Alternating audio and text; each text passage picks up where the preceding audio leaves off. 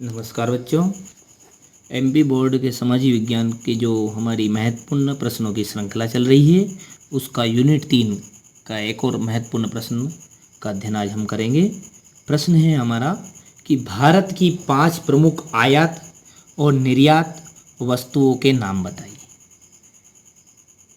ऐसी 5 प्रमुख वस्तुओं के हमें नाम बताना है जो भारत आयात करता है यानी किसी दूसरे देश से मंगवाता है, और निर्यात जो हमारे देश से दूसरे देशों में भेजता है।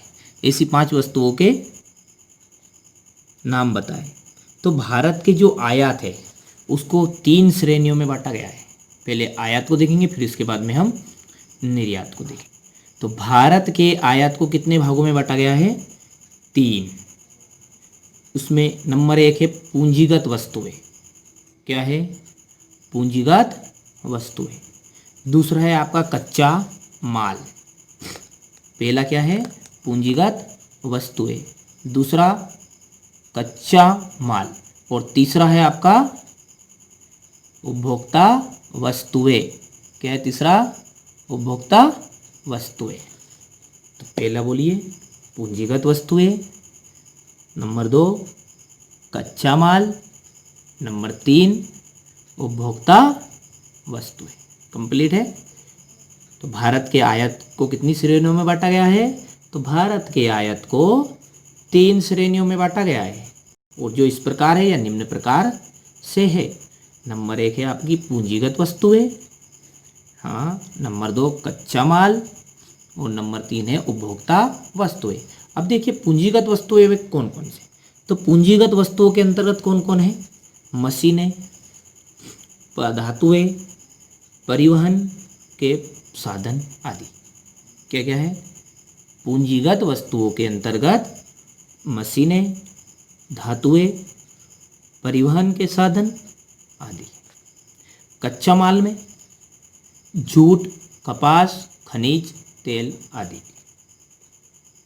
क्या है कच्चा माल में? जूट, कपास, खनिज तेल आदि। और उपभोक्ता वस्तुओं में हमारी आएगी वस्त्र और औषधियाँ। क्या आएंगे? कपड़े और औषधियाँ।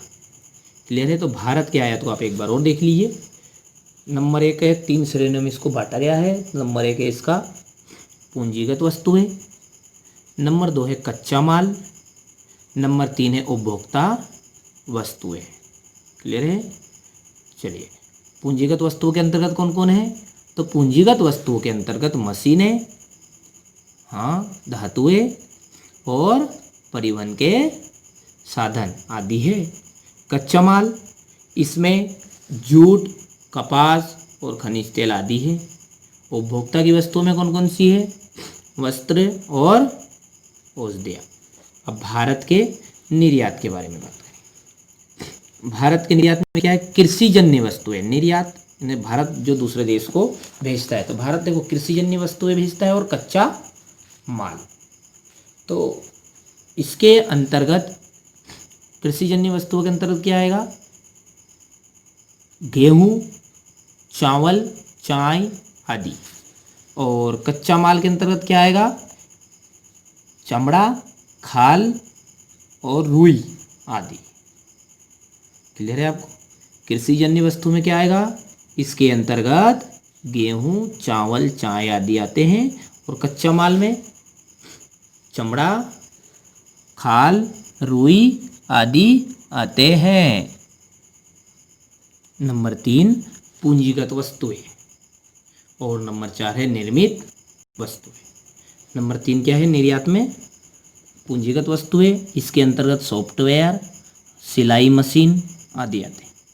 और चौथा है निर्मित वस्तुएं, इसके अंतर्गत कपड़े, सीमेंट आदि आते हैं। चलिए अब आप मेरे साथ इसको बोलिए। देखिए भारत के आयात जो थे वो 3 प्रमुख हैं: पूंजीगत वस्तुएं, कच्चा माल और उपभोक्ता वस्तुएं। उसी प्रकार भारत के जो निर्यात थे वो भी 4 है, जिनमें से 2 तो वापस रिटर्न हो रहे हैं। देखो ये पूंजीगत वस्तुएं और कच्चा माल। दो और याद रखना आपको, कृषिजन्य वस्तुएं और निर्मित वस्तुएं। तो पहले भारत के आयात में देखें। भारत के आयात क्या है? पूंजीगत वस्तुएं, कच्चा माल और उपभोक्ता वस्तुएं हैं। और पूंजीगत वस्तुओं के अंतर्गत क्या क्या आएगी आयात में? तो इसमें आएगी मशीनें, हाँ, धातुएं और परिवहन के साधन। क्लियर है? पूंजीगत वस्तुओं में क्या थी? तीन चीज, मशीनें, धातुएं और परिवहन के साधन। कच्चे माल में था भैया जूट, कपास और खनिज आदि। जूट, कपास, खनिज आदि। चलिए अब उपभोक्ता वस्तु में क्या आएगा? वस्त्र, औषधियाँ और बस आदि, दोनों ही नाम थे। इसके अलावा आप दूसरे वस्तु भी लिख सकते हैं। तो देखिए भारत के आयात समझ में आ गया। क्या है भारत के आयात? पूंजीगत वस्तुएं के अंतर्गत हाँ मशीनें, धातुएं और परिवहन के साधन। कच्चा माल के अंतर्गत जूट और कपास, और उपभोक्ता वस्तुओं के अंतर्गत वस्त्र, औषधियाँ आदि। अब निर्यात में देखिए कृषिजन्य वस्तुएं।